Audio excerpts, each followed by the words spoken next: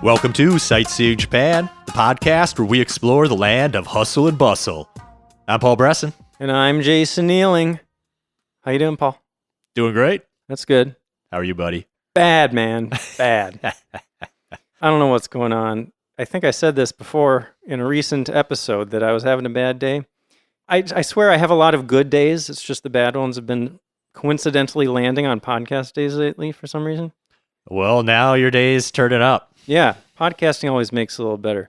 But so I told you about some of the stuff that went wrong today that I don't need to talk about on the podcast, but I didn't tell you about another thing that happened. Uh-oh. On the way home, rock flew up and gave me a chip in my windshield. Ah, that sucks. I know. My last car I had for so many years, and I drove it way more than I drive my current car, and I never got a single chip in the windshield. I have 2 chips now in my windshield. Oh, man. What the heck? I feel like the same for me. Like, I had that old beater car for like 12 years. Yeah. Never had a problem with the windshield. I bought my car now, and I think within about a year of having it, I got a huge chip in the windshield. What is going on, man? Are they making those windshields lower quality than they used to? Or are the roads just in worse condition? I don't know. I feel like Everything's falling apart. That's just how the world goes. Like, oh, I see you have an expensive vehicle there. Let me mess it up for you. Yeah. You gonna get it fixed? Yeah, it's like another $100 I gotta do to make sure it doesn't turn into a long crack, you know. But you know who doesn't have to worry about chips in their windshield? People that ride trains to work. There we go. Boom. I bet you were wondering how I was going to get there, huh? Great transition. Thank you. So yeah, today we're talking about train stations. We have talked about trains before on the podcast. We did episode 6 where we covered a bunch of different types of transportation. And then there was episode 85 where we focused on the Shinkansen system, the bullet trains specifically. But today we're going to dig deep into Japan's train stations and the unique sights and sounds, smells, Ooh. tastes, touches even perhaps, tactile sensations that you can experience at train stations. Don't touch people at train stations. No, but there are all sorts of other things that you could feel. Okay. Yeah. You getting excited now after you were dreading doing this episode for so long? Oh, man. I mean, I found some good stuff. I feel like this is also becoming a trend where we talk about how hesitant we were about these topics. We got to stop doing that. I feel like it's usually me, and then I'm always then like, I was wrong. They're all good topics. I don't think a topic itself can be good or bad. I think the episode can be good or bad, but if you dig deep enough, there's always little treasures in any topic, you know? Yeah, there's some really cool stuff that I came across here. I'm sure you found some cool stuff too. Yeah, you always do. I learned some things for sure. Me too. Part of what I was enjoying about this is it just made me feel like Japan. I don't know, learning about the train stations, thinking about the train stations, just brought back all my memories of being in Japan. Yeah. So I kind of enjoyed that. Dude, on Instagram, I keep seeing reels that are just like little clips of the inside of a train station, and then they're playing the music. Yeah. You know, all the little jingles, they really transport you back to that very spot, you know? I don't remember what the name of the effect is, but every time we research an episode, I feel like I start seeing that stuff everywhere because you don't notice. Like when you buy a car, you're like, oh my gosh, everybody's got my car, and you never noticed it before. Yeah. Like I'm just seeing stuff all over Twitter about Shinjuku Station and this and that, like, and that I never like would have thought a second time about. And now I'm like, train stations are everywhere. I mean, how much of it is that phenomenon, which I think, is it Bader Meinhof? Is that the one? Or am I mixing it up with a different one? I don't know. Anyway. Or is it that your phone is listening to you and, you know, presenting things to you? Or, I mean, when you start doing research, especially, it starts thinking that you're all into that topic. Both, probably. Yeah. One interesting thing about train stations for me is that it's so prevalent in Japan that so many people there spend time in train stations every single day of their lives. Yeah. I also think it's cool that it's a project that lasts so long. Like you can be in a train station that's 100+ years old if they build a good one. So it's an infrastructure project that could stand the test of time. Yeah, it's cool how many of them are like architectural landmarks too, you know? They become like a symbol of the city. Yeah. I got a few crazy statistics. Yeah, I had just like a list of fun facts for the intro. I tried to like pare it down because there are so many. But I'll go first. Okay. There are over 9,000 railway stations in Japan. That's a lot of stations. Yeah. Should we trade off? Like, Yeah, let's do Okay. that. ooh, well, now I feel like I got to pick a good one, or you could take it. Ooh. Okay, my first one, I mean, this is kind of an obvious one maybe, but Shinjuku Station is the busiest station not only in Japan, but in the world, with an average of more than 3.5 million passengers every single day. Also, if I can roll in like an add-on fact to this Sure. one, on the list of top 51 busiest stations in the world, all but 6 of them are in Japan. That's wild. Yeah. All of the top 10. Okay. That doesn't count as my facts. I was going to say, I get another one now. Okay. The most recent number I could find for this one was 2017, but trains carried 25 billion passengers in Japan in 2017. Counting individual trips, not 25 billion different people. That would be impossible. Right. What was the number again? 25 billion. Wow. That's crazy. For Yeah. such a small country. Yeah. That's everyone on the planet over 2.5 times over. Crazy. Yeah. How many people are on the planet now? I haven't been keeping track lately. I learned stuff like 20 years ago when I was in school, and it's all irrelevant now. It's more than 8 billion now, I right? think I know we passed 7 billion a while ago. We're probably over 8 now, but I really don't know. You said 25 billion? Yeah. That's more than 3 times. Yeah. 8. Yeah. It's Anyway, right about 3 times. the numbers, they're somewhere around there. So this is kind of fun. We've talked before about how punctual trains are in Japan, but of course sometimes there are unavoidable delays, and they take that very seriously, as we talked about in the Shinkansen episode. Like they apologized when the train left like 20 seconds early or something like that. I don't remember the numbers, but my fact here is if your train is late by 5 minutes or more, they have something called a Chien Shomeisho, which is a certificate of lateness.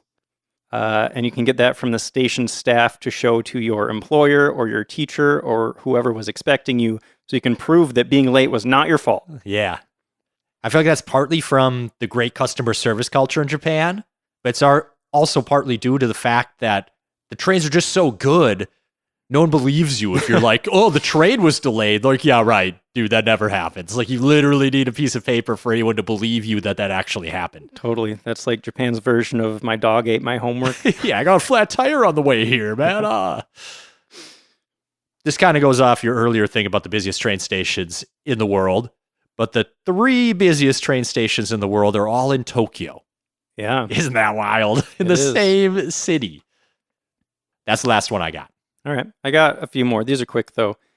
Do you know what station holds the record for largest number of train companies connected to a single station? Oh, Tokyo Station. Good guess. It's actually Yokohama Station. Oh, okay. It serves 6 companies. Wow. Yeah. I have the furthest station in each of the cardinal directions. Do you want to guess at some of those? Does Okinawa count? Yeah, of course. Well, I don't know what the station. I don't know which the southernmost station in Okinawa is, or if they even have many trains. They have a monorail Okay. in Naha. The furthest south station is called Akamine Station. That's on the Yui Rail, or the full name is Okinawa Urban Monorail. Okay. The furthest north one is Wakanai Station on JR Hokkaido Soya Main Line. Okay. Furthest east is Higashi Nemuro Station on JR Hokkaido Nemuro Line. Oh, Hokkaido too for east. Yeah. Okay, I can kind of see that. And actually, I guess all 4 of these are either in Hokkaido or Okinawa. The furthest west station I've been to, it is the Naha Airport Station, Okay. also on the monorail, the Yui Rail down there. I wouldn't have thought west for Okinawa, but now that I think about it, yeah, of course. I mean, there are islands west of Okinawa, but they're all super tiny. Yeah, And they yeah. don't have trains. I also have the longest station name and the shortest station name. Okay. The longest one, this is crazy, man. Minami Aso Mizuno Umareru Sato Hakusui Kogen Station. Where's that? I don't know. Okay. The shortest station name is Tsu Station. Okay, I was thinking maybe 2 letters, three letters. That's One character, though. Yeah, that's in Mie Prefecture. Okay. Nice facts. Thank you. That's all I got. Okay. I liked yours too, by the way. Thank you. Well done. Thank you. I tried to pick some good ones. Another thing that I find interesting is the way that train stations are tied into the entire public infrastructure, other than really roads. Like almost every major train station is going to have a taxi hub and a bus stop and an airport shuttle. The way that everything ties together, I think, is really cool to make a public transit system that works for almost anywhere. Yeah, I mean, the trains really are the arteries of Japan, you know? They are integral to the city planning all over the country. Yep. Well, before we get to the history section, I think it's time for... Item of the Week!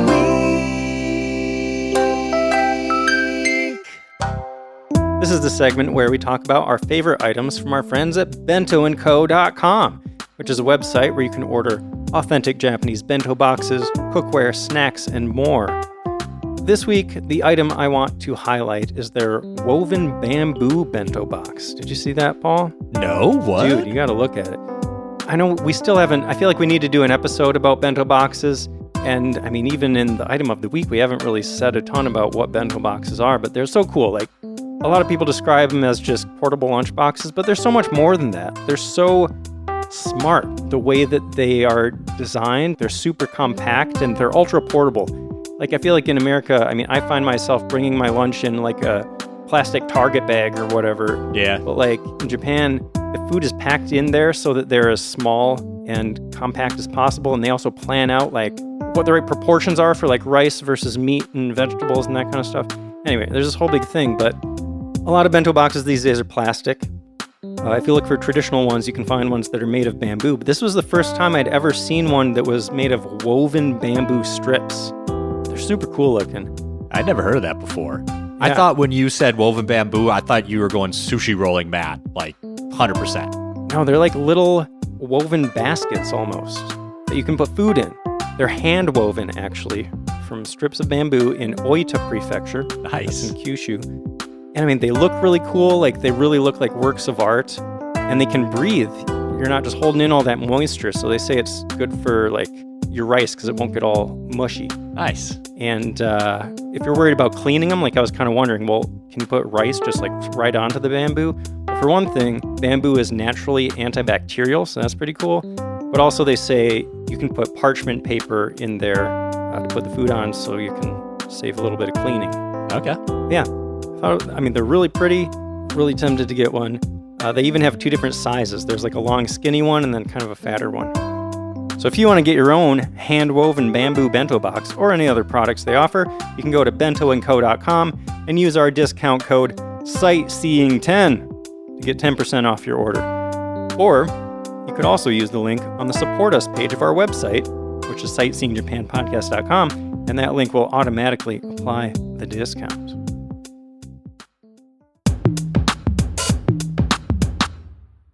Ready to get into history, Paul? Yeah. All right. So you said that you like focus on a couple specific areas. I kind of tried to just get a sense of like why train stations are the way they are. So like, I mean, some of the history, of course, is about like the trains, or I guess more specifically about the train companies, because that's what it's all about with the train stations, right? Like different companies have their own stations. Sometimes stations bring together a bunch of different companies. So I have some history about how that stuff happened. Okay. So the development of Japanese train networks started pretty quickly after Japan opened its borders at the insistence of one Matthew Perry in 1853. This was not the first time Japan ever heard about trains, though. They knew they existed. They'd heard about them from some of the few foreign traders who were allowed to do business with Japan during the Edo period. But they didn't actually start talking about building trains themselves until the end of the Edo period. And Paul, you know, I'd always assumed that trains started with the Meiji Restoration because they were all about rapid modernization and looking into foreign technologies and all that stuff, right? Yeah. Did you know that's not actually the case? Yeah, it started a little before that. Mm-hmm. The Tokugawa shogunate had already been talking about building a train line between Edo and Kyoto. and Edo would very soon become Tokyo. And just before the shogunate fell, they actually gave a grant to an American diplomat so he could start building a line from Yokohama to Edo. That's a really interesting piece of history with the Meiji Restoration, because a lot of the people involved in making that happen were traditionalists. And the Tokugawa government had started westernizing a little bit, and they were reacting to that. And then once they won and got into power, the government went totally westernizing. And then some of the original people from the rebellion rebelled again against the government that they helped create. Like the Satsuma rebellion you're talking about. Saigo.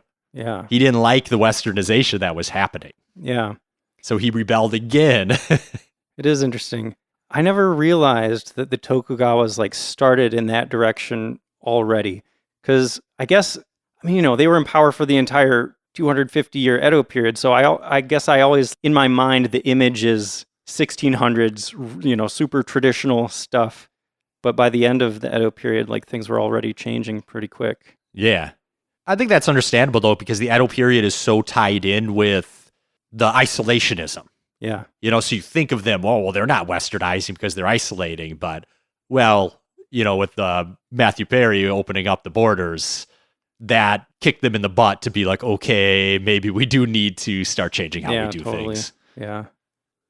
So, that American dude had the grant start building that line. But when the Meiji government came into power, they were like, we don't want these foreigners building our railways. We want to make this a Japanese thing. So what they did was they actually hired a bunch of European technical advisors and had them train the Japanese people in everything. And then once they were all trained up, they kicked the foreigners out and were like, okay, we got this now. That's a really smart way to do it. There's a big push right now in America for more high-speed rail because we have very, very little. And there's a big camp in it saying, let's not just hire a Chinese or Japanese company to come build it for us. Let's hire them to come show us how to build it because we need to learn how to do this ourselves and gain this knowledge and technical skill. Yeah. Same thing happened in the automobile industry. And this is just off of memory, so I could get some of the details wrong here, but I think it might have been when Toyota started opening factories in America.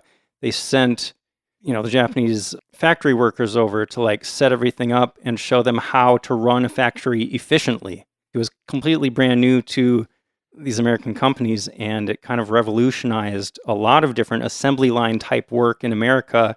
And if you've been trained in the lean system, LEAN, at work, that came from Toyota. I'm pretty sure they pioneered that whole thing, and then it spread into all sorts of other industries, even outside of assembly lines and factories. That's cool. Yeah. I remember from the Cars episode that the Japanese auto industry started using robots and that technology in their assembly lines way before anybody else. Mm-hmm. So the next thing I have is about the first railway that opened, and you said you had some stuff on that, right? In 1872, the first line opened between Tokyo and Yokohama. It was actually on October 14th, 1872, and it was between Shimbashi Station and Yokohama Station. So apparently, going back to the topic of the episode, train stations, those are the first ones, Shimbashi Station and Yokohama Station. Although, Paul, did you realize those are not the same Shimbashi and Yokohama stations that exist today? A lot of the stations have changed over the years. The original Shimbashi later became modern Shiodome Station, and Yokohama Station became Sakuragicho Station. Okay. And the trains were really expensive at first. Kind of crazy expensive. A third-class ticket, it's the worst class, would have cost the equivalent of 5,000 yen in today's money. Yeah, that's a lot. I don't know, $40. Yeah. At least according to the current exchange rate, which is ridiculous, by the way. I love it. Yeah. As long as I can get back there soon. Right.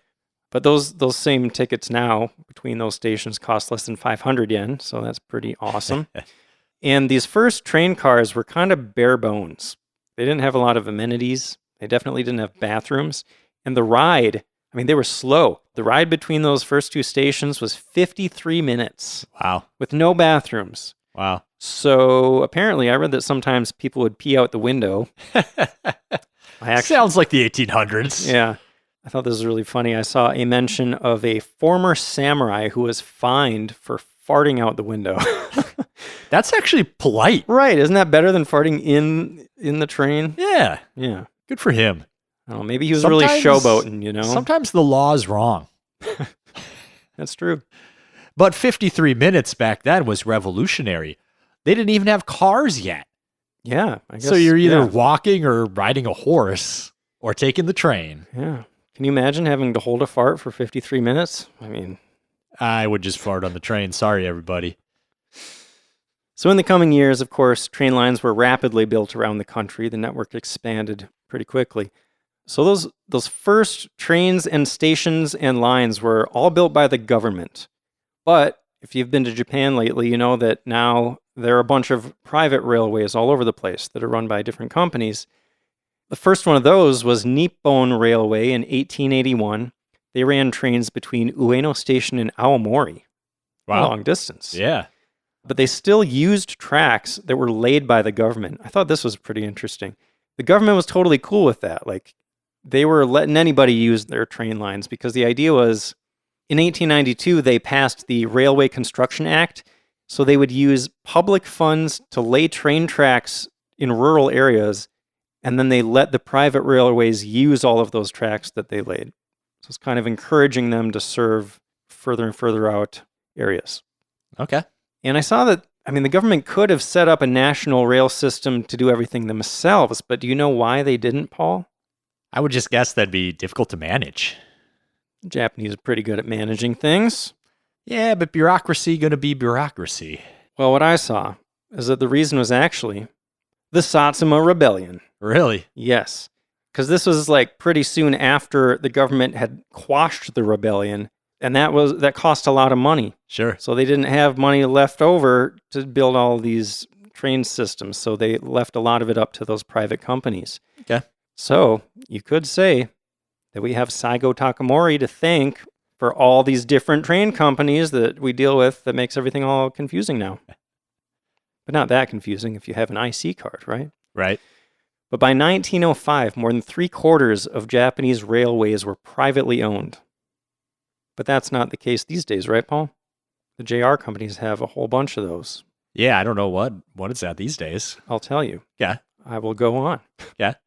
So after the Russo-Japanese War, the government decided to nationalize most, but not all, of the railways in 1906. So they created a Ministry of Railways in 1920 to lead what they called the Japanese Government Railways. In 1949, they replaced Japanese Government Railways with Japanese National Railways. And at that point, the government ran about 70% of the train lines in the country. So it kind of flipped from a lot of private lines back to more government lines. Okay. And of course, Japanese National Railways was the entity that created the Shinkansen network, the bullet trains, starting in the 60s. Go listen to episode 85 to hear all about the Shinkansen specifically. But as we mentioned in that episode, they had a lot of problems with that whole thing because it was extremely expensive to build all those high-speed trains. Also, this is the time when cars were becoming more popular, which we talked about in episode 121. So less people were taking the trains. More people started driving. And even though we covered this in the Shinkansen episode, I didn't realize how bad things got at this point for the railways. There were union protests and strikes, and then in response, the railways raised train fares. They ran less trains during rush hour, so it was just worse for everybody. And people even started setting trains on fire. Oh, man. Did you know that? I didn't know that. I knew they had some financial problems, but wow. Yeah. Gets even crazier. This is the craziest thing I found. There was actually a hostage situation at one point where a mob took a station master hostage. Wow. They were so angry. Isn't that crazy? That's wild. Yeah. So to fix that whole situation, in 1987, JNR, Japanese National Railways, was privatized and split into those 7 JR companies that we now have under the JR Group. The government also introduced some taxes and subsidies to help support them. And today, those companies still control about 70% of the train lines in the country. Mm-hmm. And if you've been to Japan, you've almost definitely ridden on one of those JR trains. Have I talked enough about history? Yeah, that was really interesting. I'm glad. So yeah, not all directly related to the train station topic, but I just wanted to give an idea of like why things are set up the way they are these days. A couple additional things. Paul, these days there are more than 100 private railway companies in Japan. And I just wanted to point out that if you're in a train station in Japan these days, they can be set up in a lot of different ways. Like with all these different companies running around, you could have a station that only has JR trains, or you could be in a station that's run by a private railway company. Sometimes there are two stations right next to each other, and one of them is JR, and the other one is for a private railway. And a lot of big stations contain multiple different railways run by different companies, so like they can be set up in all sorts of different ways now. Yeah.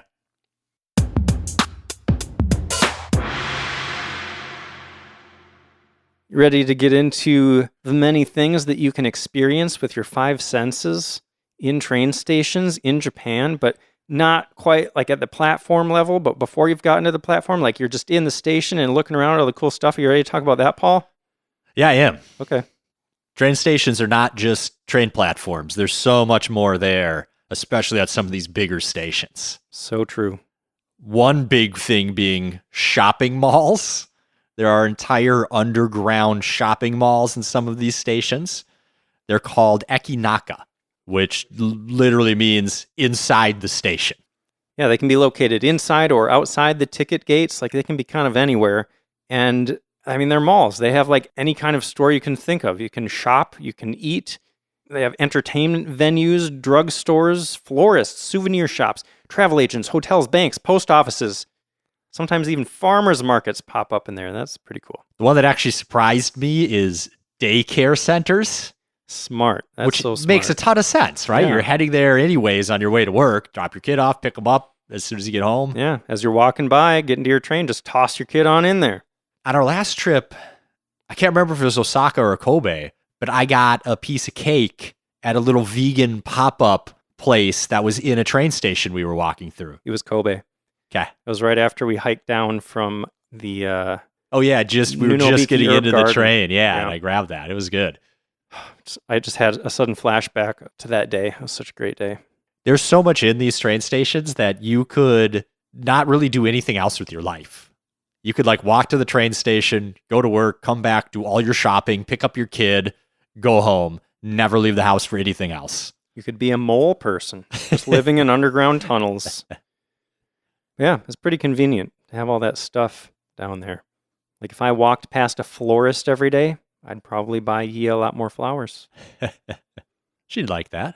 She would. I surprised her with a dozen roses when she got her new job recently. Nice. Yeah. Nice. That's really sweet. Yeah, I was surprised in Japan at how much was down there. Like the first time I went to Japan, I was like, man, there's so many stores down here. This is crazy. Actually, sometimes the malls even like are so long and big that they will connect to stations. Like I remember, I think it was in Sapporo when I was at this train station and then I just started wandering because I'm like, oh, look at all these cool shops. And then a few minutes later, I found myself like walking up to another train station. I'm like, oh, yeah. I just walked like a mile or something. I feel like they're often not just like added in. They're like, it's a walking route. It's between two train lines or two stations. Like, so everyone's walking there anyways. That's how they get all the business. Totally. All right, so you did all your shopping.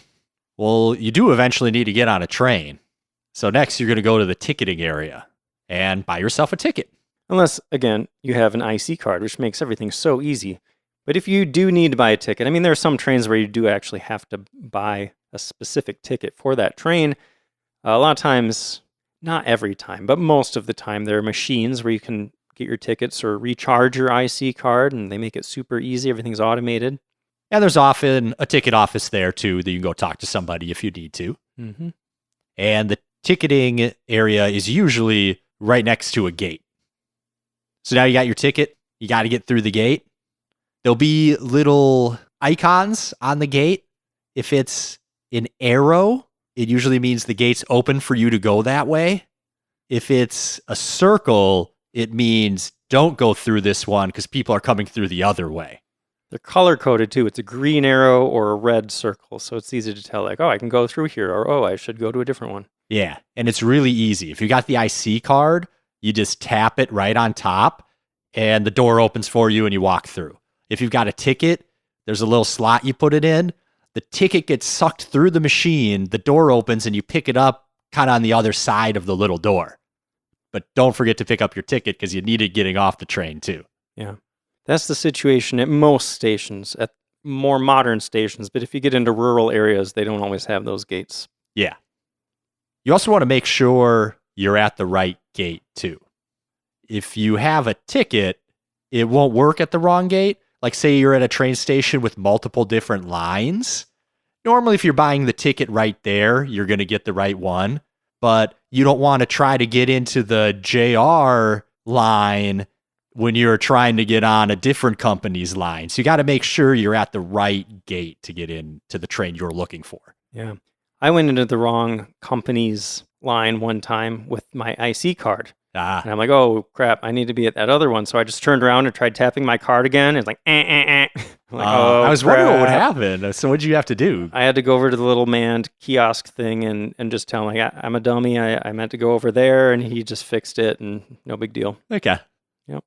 Not too bad. I just jumped over and ran. Yeah. I just looked around to see if anyone was paying attention and knocked over an old lady as I was sprinting through. That's actually great because the people chasing you stopped to help the old lady. Exactly. I was thinking. So once you get past the ticket gate, you'll often see an LED timetable that shows you all of the trains that are leaving soon and what platform they are leaving from. So it's a good idea to take a look at that, figure out where your train is going to leave from. It's also going to show on there which trains might be express or limited express. So depending on which stop you need to get off at, an express train might go past that stop. So you got to make sure you're looking for the right train. Google Maps will usually tell you if you want to take an express or you want to take a local train. I was just going to say that, yeah. Google Maps will be super helpful with that stuff. Like, especially certain cities have more of those, like, trains that go in the same direction, but it's like one of them stops at more stops than the other one. So if you just look at Google Maps and look for, like, the exact minute that the train is leaving, you can usually find the right one. Or sometimes Google Maps, I think, will even tell you the platform number, right? Yeah. And it will tell you express, like take the express train. It can save you a lot of time. If you're taking a little bit of a longer trip, you can save 20 minutes sometimes by getting an express versus a local. So now you've figured out the exact time that your train's coming. So you know if you have time or not to go enjoy everything else you could find in the train station, right, Jason? That's correct. Where are you heading first? I'm going to get an Eki Ben. Of course you are. You know me. Talked about Eki Ben before. Eki means station. Ben is short for bento. As I mentioned bentos in the item of the week section. Yep. These are train station box lunches. And my recommendation, my enthusiastic recommendation is that every time you're getting on a long distance train that allows eating on it, not all of them do, but the long distance ones most likely do, get one of those Eki Bens. There's so much to love about them. They're delicious. They're beautifully arranged. They're nice to look at. They're fun to eat. And you can get a taste of the local cuisine because a big thing about Eki Bens is that they're made with local ingredients. They showcase the local popular foods. Yeah. They even have like novelty ones with reusable containers. There's a really popular one that's shaped like a Shinkansen train. Yeah, I've seen that. I have too, and I've been tempted to get one, but it's like I've been packing so minimalistically right, lately. You have space to bring it home. Yeah. They're also affordable, so there's Definitely. nothing to lose. And you save the time of eating on the train without giving up any of the deliciousness that you go straight to your sightseeing activity as soon as your train arrives. Exactly. So I know we've talked about these in previous episodes, but I dug deeper than I ever have before on my research on these. I got some history. I think you said you have some history here too, right? I have one interesting fact. What's that? The first Ekiben ever sold was at Utsunomiya Station in 1885. We're talking ancient traditions here. Yes, I found that same story. And I want to point out there is some debate about the origins of Ekiben. Sure. But that is the story I saw too. It was on July 16th, 1885. You got the dates. Yep. And they were selling onigiri at Utsunomiya Station in Tochigi Prefecture. By the way, Paul, did that name ring a bell to you? Yeah. Why? It just sounds familiar. We stopped at that station to switch trains to go to Nikko. Okay. Yeah. Okay. Now it makes sense. So supposedly that first ekiben, it was just rice and pickled daikon radish wrapped in bamboo leaves. Okay. And then from there, that idea spread around Japan to other stations, and it became a whole big thing. I think I read that they were selling them like on the platform through the window to the people that were already on the train. Sure. I mean, bentos were already a thing, so it makes sense that they were like, oh, you're going to be on a train? Let me sell you lunch. Yeah, and convenience stores didn't exist at this point. Like the train station was really the only place that you could get this kind of thing where you could try specialty foods from different places as you were traveling around. Kind of cool. It's hard to imagine Japan without konbinis. I know. They become such a defining characteristic of Japanese cities. So yeah, all this to say, ekibens are special. Like it's more than just a quick little snack or lunch that you get to like save time and money. A lot of people consider it a really important part of travel that, people look forward to. And it's not even just about the food itself, it's about that whole experience. I saw that there's a saying that the scenery you see outside your train window adds a special spice to your ekiben.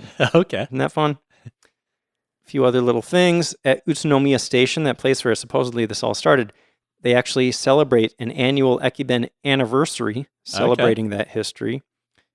And Paul, just for you, I saw that vegan bentos are becoming more and more common lately. Let's go. Yeah.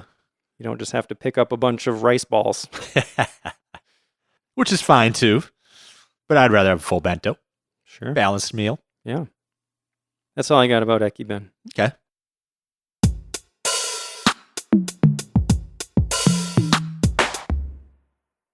So now you got lunch taken care of and you still got a little bit of time before your train.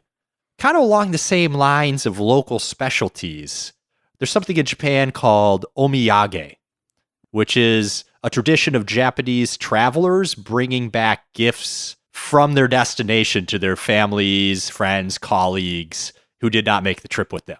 Yeah, they're just souvenirs that you bring to your loved ones. Yeah, and it's really popular to bring food back, especially a local specialty from where you were.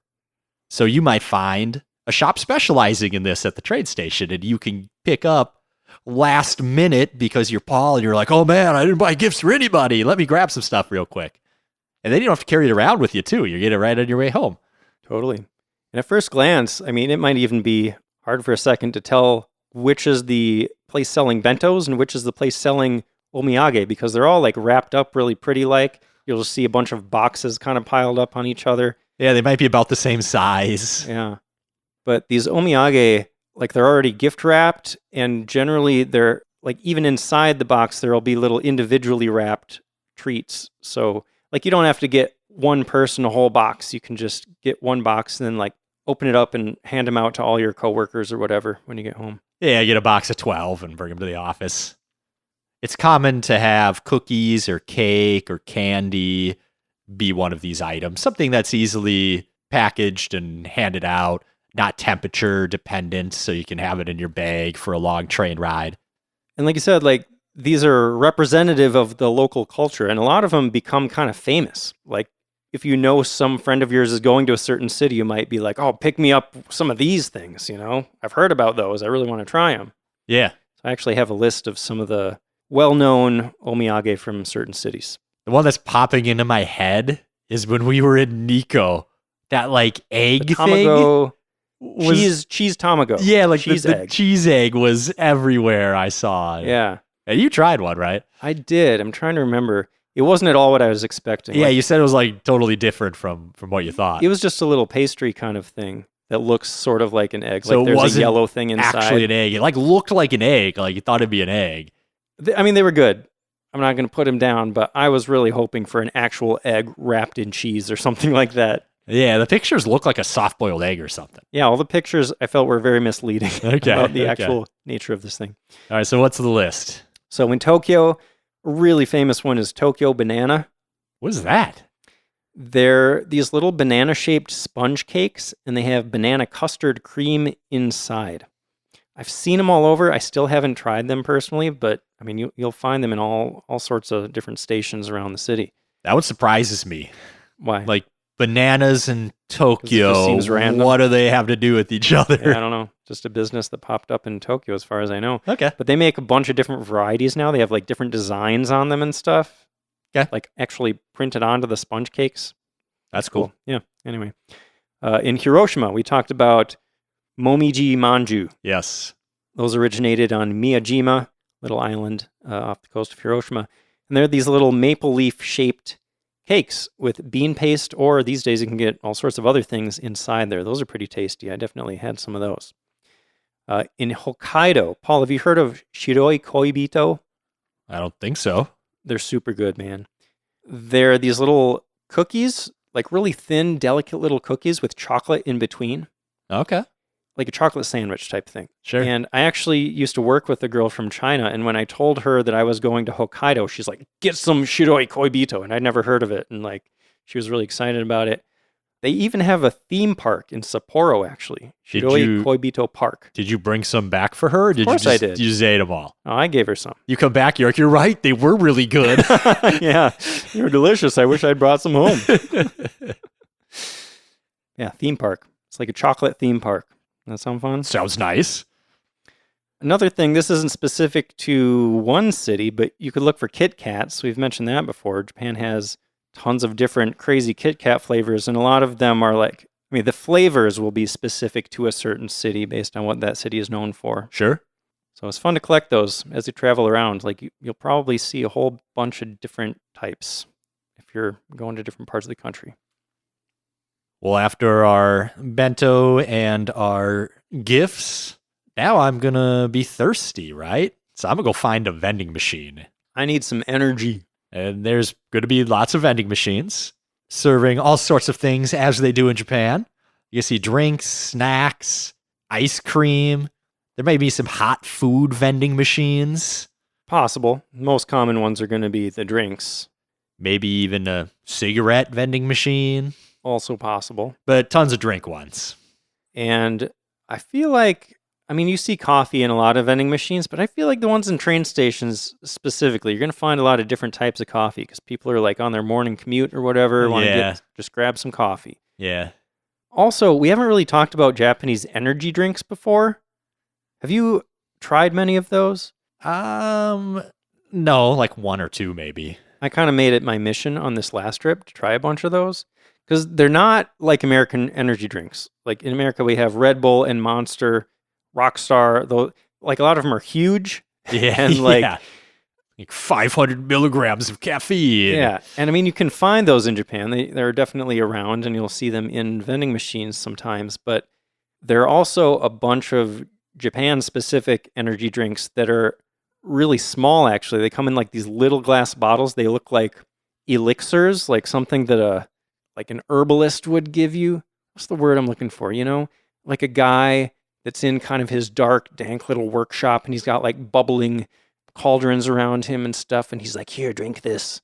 That kind of thing. Yeah. That's what those bottles make me think of. Yeah, same.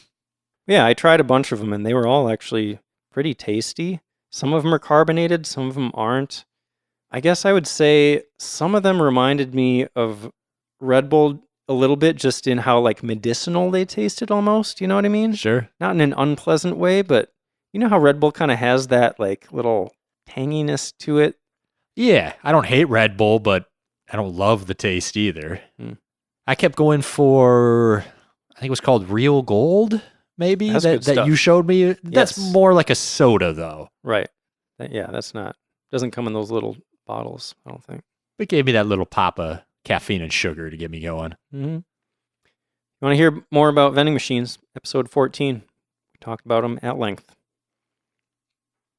Another type of machine that you could see in train stations are gachapon machines. We've talked about these before too. For a few hundred yen, you can get all sorts of little trinkets, toys, souvenirs, novelties. On our last trip in Hiroshima Station, I found my Red Wing boots.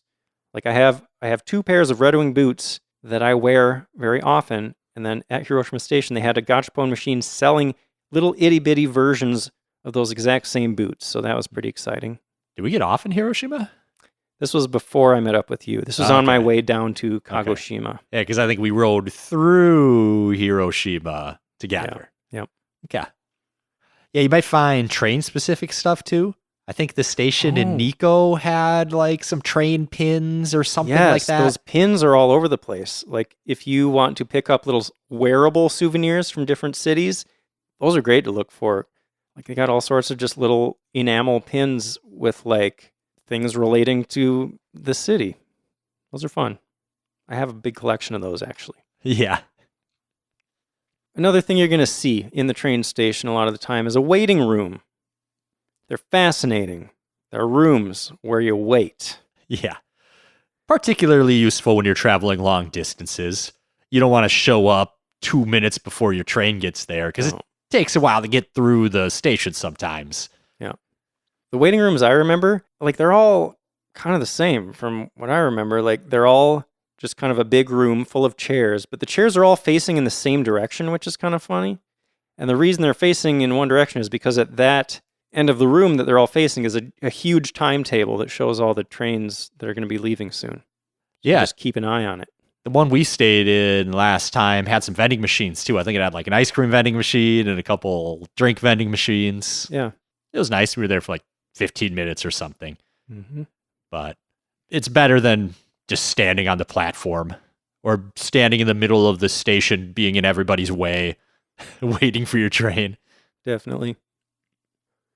So let's say you're a smoker, Paul. Can you smoke in the waiting room? No. Where do you want to go? You gotta go to the smoking room. That's a good name for it. Yeah. Just little ventilated rooms that you can pop in and have a smoke. Yeah, smoking is not allowed on almost all trains in Japan now. You used to be able to smoke like in between the cars, I think, right? Yeah. And also you can't smoke in any stations unless it's in one of those special smoking rooms. I haven't been inside one of these, but I do not imagine that it's very pleasant in there. Because what I remember of these is like seeing someone come out of one of those and you just see this thick cloud of smoke like hanging over everybody's heads in there. Like I think I would get lightheaded just standing in there. Yeah. I don't think the smokers care, but Yeah. I wouldn't like it. Oh man. I've been in some smoke shacks at bars. Yeah. Not fun. That reminds me of this one guy that I knew that like I'd never met somebody that smelled more strongly of cigarettes like every moment of his life. Like, holy crap. And there are other people, like I work with people now where it's like, I find out that they smoke. It's like, I had no idea. I never smelled any hint of it on you, you know? Yeah, some people are sly like that. Yeah. I used to work with a car salesman that was just coffee and cigarettes. I don't know how he ever sold a car because like he just smelled disgusting and his breath was like the worst thing ever. I'm like, I don't know how you don't scare away everybody immediately, but Yeah. he somehow got it done. A nice guy though. So what else we got at the station, Jason? Well, coin lockers can be very useful, and they are at most decent-sized train stations. Very useful. You can store things there for up to 3 calendar days, although it might depend on the station. You'll want to look at the signs posted. They have different sizes, so whether you just want to leave your coat for a bit, or you want to just stick all of your luggage in there while you go do something else, you should be covered. Great for day trips. If you're going to be staying overnight, one night somewhere, but coming back, you don't want to take all your luggage with you. Definitely. They're just a few hundred yen, and you can pay with coins, or sometimes you can pay with IC cards too. Another good use for IC cards. Yeah, I suppose we should mention that at a lot of these stores, you can use IC cards too. Oh, that's true. At the mall, at the Ekiben vendors, you could use your IC card to pay for everything. Mm-hmm. That's super convenient. For these coin lockers, sometimes you get like a physical key, but these days I've seen a lot where there's actually like a touchscreen kiosk where you just get a PIN number, or if you use your IC card, you might just use the IC card to like unlock the locker. Yeah. I always thought about these as for travelers, right? But I was watching a documentary about Shinjuku Station, and they were following this guy that's a passenger every day. And he put his like non-work clothes in it every morning because he worked such long hours. He would come back to the train station and just go straight out from there without ever going home. Huh. So he'd bring everything he needed for the whole day and leave what he didn't need for work in a coin locker every day. Interesting. Yeah. So, worst case scenario, you lose something. Oh, no. Who knows where it ended up? Maybe you lost it while you were walking. Maybe you left it on the train. Could be anywhere. Most train stations are going to have a lost and found desk. So you can go up to them, describe what you lost and where you think you lost it, and they will check their system. And if there's a match, they'll tell you where it is, and you go to that office and you pick it up. It sometimes takes a few hours for something to get found and then entered. So if you go right away, maybe they don't have a record of it yet, but wait a few hours and they might. Another interesting note is there is a law called the Property Act in Japan, where all lost things have to be turned over to the police. That's the standard procedure. So most train companies will hold your item for a week or two, and then they'll hand it over to the police. Huh. I feel like in the U.S., if you go to a lost and found anywhere, I mean, I don't even know where you would find one of those these days, but like 90% of the time at those places, they're not going to have what you lost. In Japan, 90% chance they do have what you lost. Like I've heard so many crazy stories about people finding things that they thought were lost forever. Or even sometimes they'll depending on where you left something, they'll reach out to you and like send whatever you lost back to you. Yeah. I even, in my research for the next episode that we're doing, I was reading about like scams and stuff. And it's super rare, but I heard about some people that got pickpocketed in Japan. Like someone would steal their wallet and take the money out of it, but then their wallet would still get returned back to them with all of the cards and other stuff in there. Isn't that crazy? When I was a little kid, I left a stuffed animal in a drawer at a hotel, and they mailed it back to us. Nice. Without even asking. They just put it in the mail. That was super nice of them. Yeah, for sure. I keep seeing these tweets where people being like, Japan's such a great place.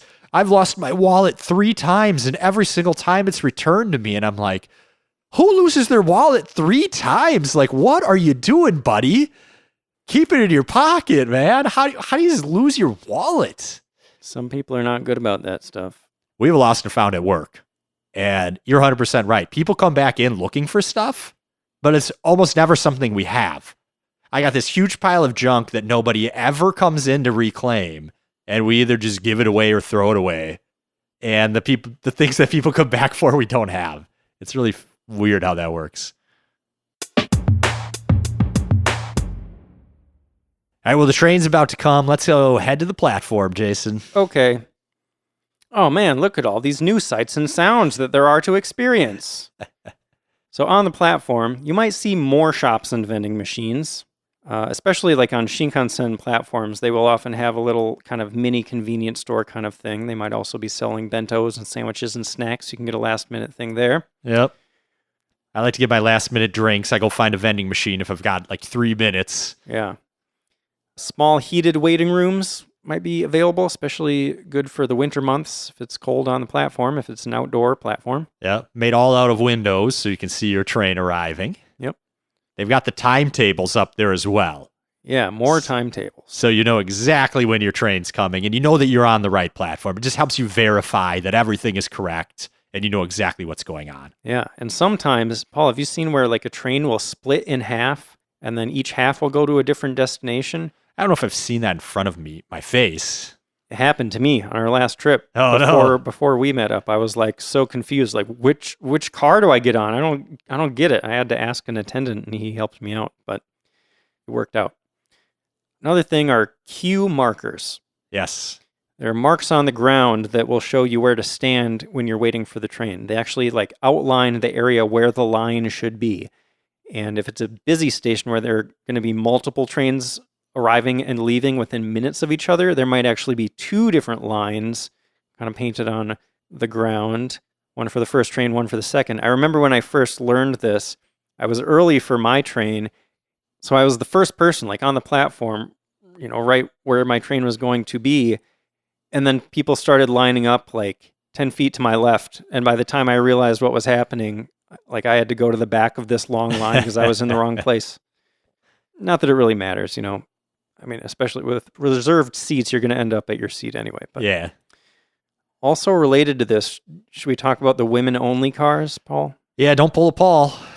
Yeah. They'll usually be marked in pink and have some sort of stencil of a woman.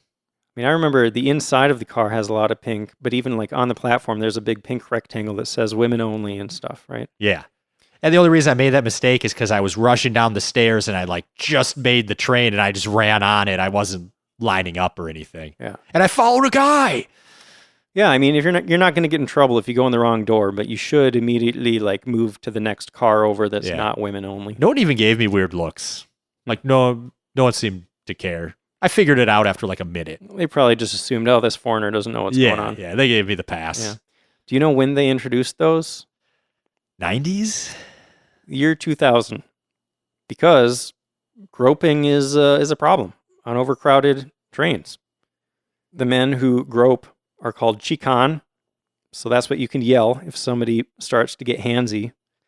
I have some stats here, actually, on that.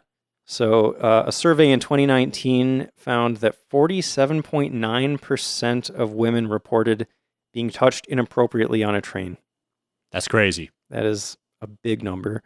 I also saw that roughly 80% of chikan incidents go unreported. And of those that are reported, what percentage do you think lead to an arrest, Paul? 1.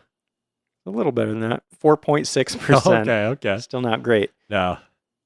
I mean, I feel like there's a lot of reasons not to report, but part of that is like, can you be late to work or school because you're reporting an incident or whatever? Like, you got to go. That sucks. Yeah. I've heard it's been declining a lot, though, in recent years because they are getting tougher on it. They used to be like, oh, it's a tight trade, boys will be boys. Now the authorities are taking it a little bit more seriously. Yeah. I've definitely seen signs like warning about that and stuff. And I know that if you buy a phone in Japan these days, when you use the camera on your phone, it has to make a sound. Yes. Like all the phones sold in Japan will make a sound when you take a picture. You can't take creeper shots. Yeah, like upskirt photos, that kind of stuff. I've actually got a little bit about this in our next episode. Okay. I have another disturbing topic to talk about relating to train stations. This episode's taking a dark turn. Yeah, kind of out of nowhere. So maybe trigger warning, self-harm. 5, 4, 3, 2, 1. So sometimes people use the trains to commit suicide, sadly. And I looked into the stats on this. I learned a lot, and I'm a little more disturbed than I was, to be honest. Hundreds of times per year across the country, people kill themselves by train. The train station monitors, like if you see signs talking about incidents relating to this, they call them Jinshin Jiko, which means a human accident. That term doesn't necessarily always mean a suicide. It can also be used for falls or medical emergencies, or if somebody like climbed down onto the tracks to get their cell phone or something like that. But if you do see that on a screen in a station, you might wonder, and it's very possible that it was a suicide. Stats I found from 2021 said that 8.4% of train disruptions that year were caused by train suicides. That's suspensions and delays over 30 minutes. 8.4% of those were because of suicide. That's sadly high. And the total number of train suicides for that year, 536. Wow. Much bigger number than I expected. The statistic I found was from 1999, and it was 5% of suicides in Japan were on train tracks, which is 1 in 20. So that's fairly significant. Anyways, what are they doing about this problem, Jason? Lots of stuff, actually. Let me bring you down a little bit before I lift you up, if that's okay. I got a little bit more. I'm already down, but kick me some more. So I was also disturbed by the fact that, did you know train companies charge relatives of the deceased to compensate for those delays? Yes. I have heard some light in that it does discourage people from doing that. Sure. Because they don't want their family to suffer financially because of their decision. Yeah. But it also is like, oh man, really? Yeah. Like, really? Well, so I'm surprised kind of that that's a deterrent, because from what I saw, they don't really advertise that. Hmm. It's more like they bill you after the fact and kick you while you're down, you know? Oh, wow. And the longer the delay is, the more the family gets charged. Okay. So I saw, this is kind of an old stat too, but in 2010, the average bill was 6 million yen. Wow. With today's exchange rate, that's a little over $40,000. Wow. Yeah. That's ridiculously high. Yeah. There is the culture of compensation in Japan. Like, I feel like I've heard if someone like cheats in a marriage and ends up getting divorced, that them or their family might have to pay compensation to the partner they were cheating on. Interesting. I've not heard that. Another fact, I was going to call it a fun fact, but it's not all that fun maybe, is that housing prices are closely linked to suicides. Do you know that? No. Houses near common suicide spots lose value, and if a person commits suicide in a place that they rent, the landlord has to disclose that when they're trying to rent it out again. Okay. And of course, that drops the value. So landlords can also charge families of suicide victims for lowering the value of their property. I feel like I've heard that here too. Like, if Really? some murder suicide happens in a house, it's really hard to sell it. I feel like I wouldn't care. I don't think here they have to disclose I'm that. not sure if they do or not. Maybe people just find out. I don't know. Hmm. Probably different state to state and county to county here. Maybe there's some places where you do. Maybe. Anyway, yeah, let's look on the bright side now. They do have suicide prevention measures in place, at least at some stations. Yeah. A lot of the busy stations these days have a little wall with gates that slide open and shut. So Kind of you a can't big just wall. fall onto the track. They're like chest height walls. Like it would be hard to climb over that unnoticed. Yeah. So it'd have to make you try extra hard. It would give people a chance to try to stop you. It'd be harder to get the timing right. So those actually seem to work in preventing suicides. Yeah. Some stations also have these blue LED lights installed at the ends of the platforms. Did you see that? I found that interesting, and I dove into that a little bit. Okay. So there was a 2013 scientific study published that suggested that blue lights in train stations could cut suicides by as much as 84%. But that was only one study, and there's so many other factors involved in people deciding to kill themselves that number's just a number, right? Yeah, I saw that other researchers believe that the lights only reduce suicide by 14%. Okay. And I've also heard like with that light, the colored light idea or colors like impacting human behavior, I feel like everything I've heard about that is that it's not proven or reliable at all, and it's all kind of shaky. And I mean, just intuitively, it sounds kind of not real. You know what I mean? I actually found a quote from one of the scientists that contributed to that paper. Yeah. And they were saying they get calls from all over the world about people asking them about this. Oh, does this really work? What are these blue lights? And here's the quote. Whenever somebody asks me whether they should do blue lights or platform screen doors, I will immediately answer, you should do the platform screen doors. That doesn't surprise me. But the lights can't hurt, and they maybe help. Sure. And even if, like, there might be other benefits. If it helps people's mood, well, there's other people that will affect than just suicide people too. Sure. I mean, you could just be wasting money, but I also thought it was interesting that they only install those at the ends of the platforms because apparently that's where most people jump from. I would assume they just want to get as far away from other people as possible. Or get hit while the train's moving its fastest. Oh, that's a good point too. Oh man, yeah. Didn't think of that. But yeah, my advice is if you see somebody on the tracks, hit an emergency SOS button. They're around like on the pillars in the platform. So yeah, because people do accidentally fall sometimes too. Yeah. Or sometimes people are not smart and they go after their phone or whatever, or they're drunk and they trip or that happens. Also, at some stations, there'll be posters with suicide prevention hotlines for people to call to. Moving on to less dark stuff. I learned about the point and call system. Yeah, me too. Which is awesome. I love things like this. So pointing and calling is a method of occupational safety to avoid making mistakes. And the gist of it is whenever there's an important indicator, you point at it and you verbally say the thing. And it just makes it really, really hard to ignore it. And it is supposed to reduce mistakes by up to 85%. Yeah, so like if you're on the platform waiting for your train, as a train arrives or as it leaves, you'll probably see a lot of attendants around, like making gestures and yelling things, and it looks like they're not talking to anybody specific. It's like, what are they doing? This is what they're doing. It's like going down a checklist, but like I feel like in a lot of jobs, checklists are involved, and people eventually just kind of skim over them, and like eventually you get used to it, and you don't really pay close attention to each item.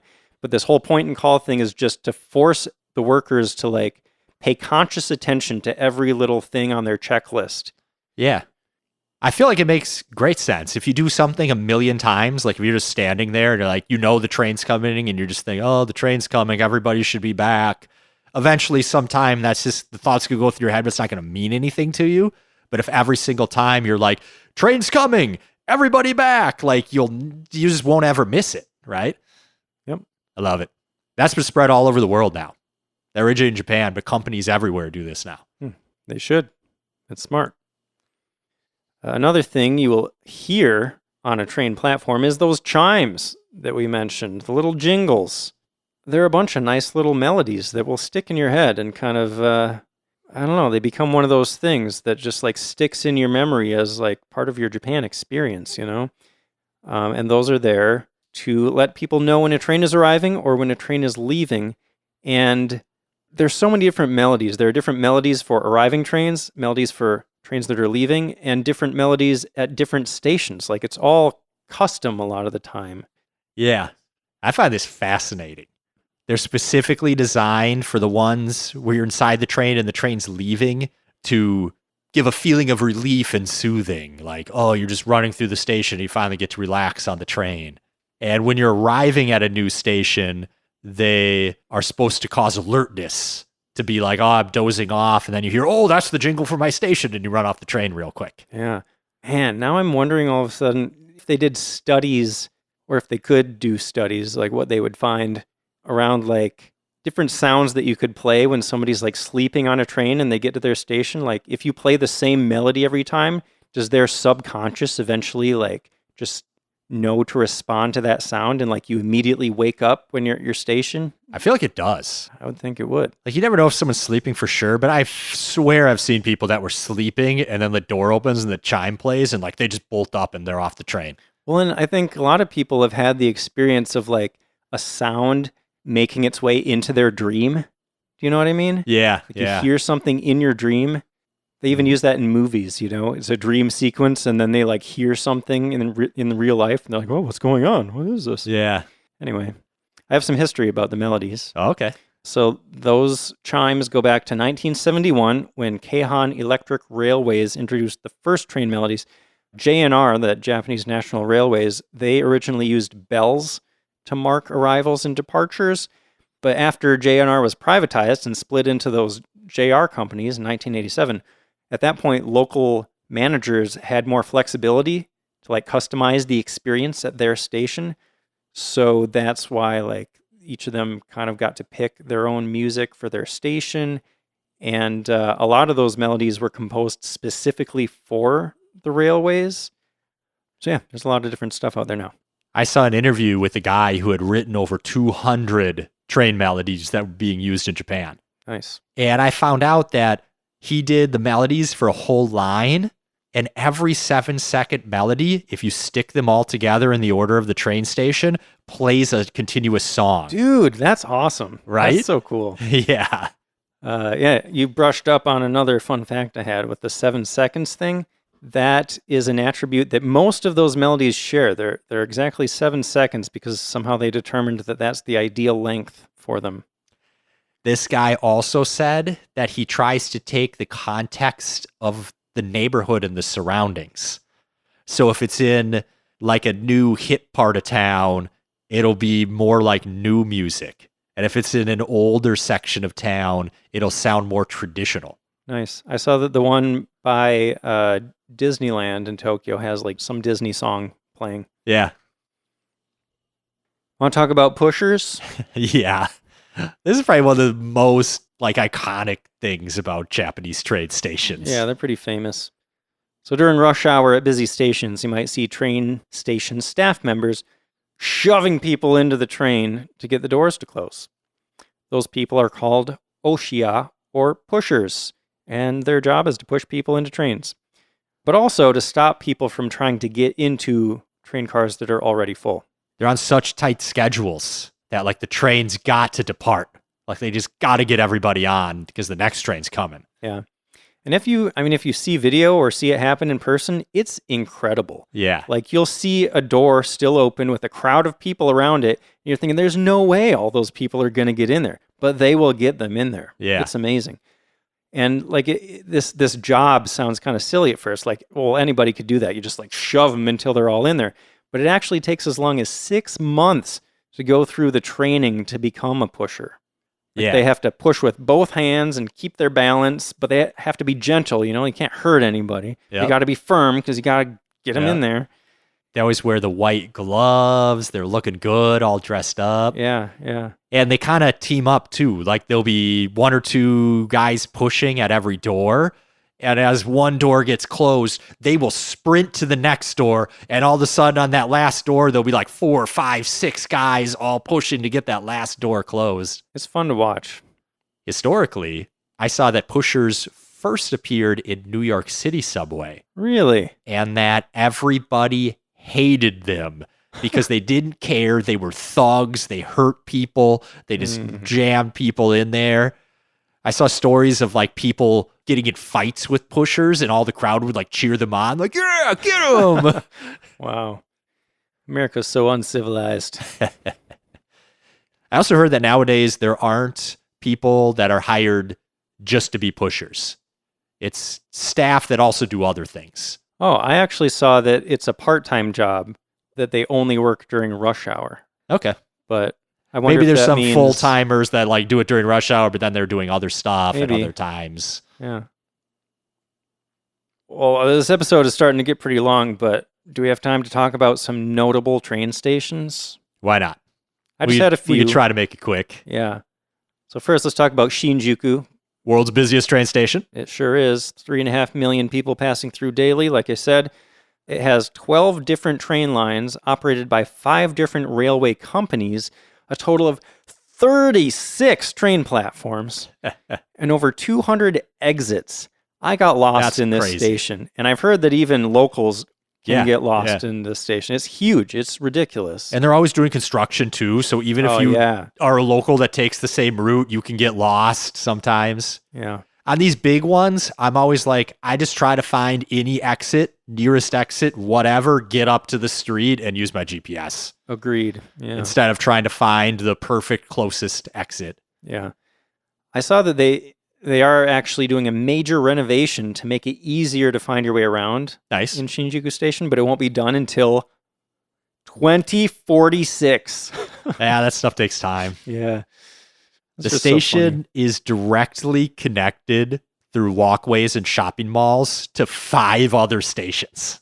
It's crazy. That's pretty crazy too. Yeah. There's a bus terminal connected to this station that serves over 1,600 different long-distance bus routes. That's insane. That is insane. But the bus terminal is where I got lost. Like, that's where I ended up when I was trying to get to a certain train. I'm like, how do I keep ending up at this bus terminal? What? Just walking in loops. It takes 45 minutes by foot to get from the farthest end of the station to the other farthest end of the station. Wow. Yeah, I mean, really can't overstate how huge these stations can get. And part of why it's so confusing is because they keep digging lower as they add on. So there's like 7 different floors or something like that. Something just popped into my head that I saw recently on Instagram. Do you know the tallest station, like the most number of floors? No. It's Kyoto Station. Oh, okay. Yeah. Really? Yeah. Okay. I haven't spent a ton of time there. Me either. I feel like I arrive on the Shinkansen and I get off. You know what's weird is that I keep seeing pictures of like these really beautiful train stations, and I'm like, I've been to that station, but I didn't see that. Like I was in the wrong part, you know? I do remember Kyoto Station being pretty nice. Yeah. I don't know. This one I thought was really crazy. You know how busy this station is. There's another train station, Yoyogi. We're back to Shinjuku. Yeah, we're still Shinjuku. Right? Okay.